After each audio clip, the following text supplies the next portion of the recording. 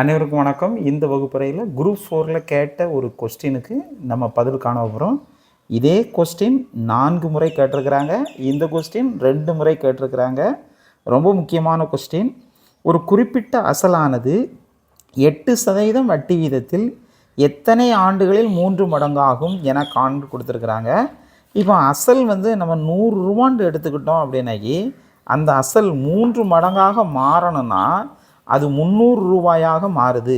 அப்போ அந்த 300 ரூபாயில் நம்ம ஏற்கனவே ஒரு 100 ரூபாய் அசல் இருக்கிறதுனால 200 ரூபாயாக மாறுகிறது. 100 ரூபாய் 300 ரூபாயாக மாறும்போது 200 ரூபாய் தான் நமக்கு கிடைக்குது. இப்போ இந்த I = PNR/100 இந்த ஃபார்முலாவில் நம்ம வட்டி நமக்கு தனி வட்டி 200 ரூபாய் கிடைக்கி, அசல் எவ்வளவு 100 ரூபாய் நம்ம போடுதோம்.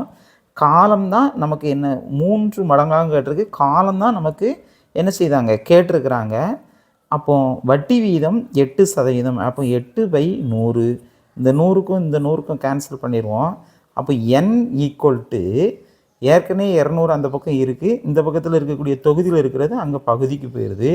இப்போ நீங்கள் வகுத்து போட்டிங்க அப்படின்னாக்கி 2 8 16 மீதி 4 40 I8 40. அப்போ 25 வருடங்கள் ஆகும் அப்படின்ட்டு நமக்கு இது மூலமாக தருது. நமக்கு பி ஆப்ஷன் இது. இதை இன்னொரு ஷார்ட்கட்லேயும் நம்ம இந்த கணக்கை நம்ம செய்யலாம். ஒரு குறிப்பிட்ட அசலானது 10 ஆண்டுகளில் வட்டி வீதத்தில் எத்தனை ஆண்டுகளில் 3 மடங்காகும்? இப்போ நமக்கு கொடுத்துருக்கக்கூடிய 3 மடங்கு அப்படின்னாக்கி 2 கொண்டு பெருக்கணும். நமக்கு 100 கொடுத்துருக்கக்கூடிய வட்டி விகிதத்தால் வகுக்கணும். இதுதான் ஒரு 0.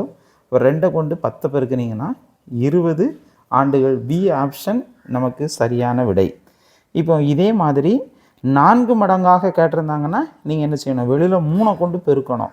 இந்த கணக்கையும் அதேமாரி செய்யலாம். இப்போ பாருங்கள், 2 வெளியில் எடுத்துக்கிடுங்க, 100 8ஆல் வகுங்க. இப்போ இதே கான்செப்ட் தான்.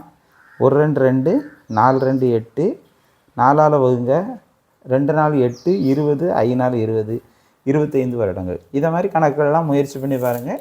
ஈஸியாக நம்ம செஞ்சிடலாம். நன்றி, வணக்கம்.